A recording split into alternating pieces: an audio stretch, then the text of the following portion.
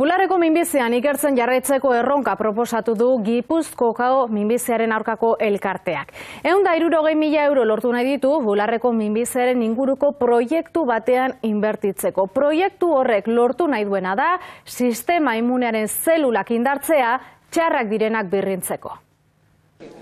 Ikerketa Ignacio Melero Nafarroako Klinika Unibertsitateko Immunologia Zerbitzuko zuzendariak burutzen du.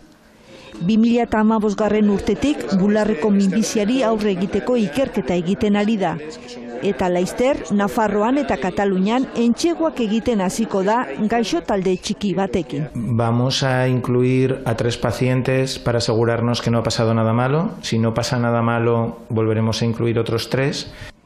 Bularreko minbizia duten emakumeak izango dira, ohiko tratamenduak kale egin eta gero, norbere sistema inmunearen zelulak aktibatu nahi dira. En el organismo existen unas células que se llaman las células natural killer y que podríamos traducir al español como las células asesinas espontáneas, ¿no? Zelula gaiztuak deusestatzeko gai diren jakin nahi dute.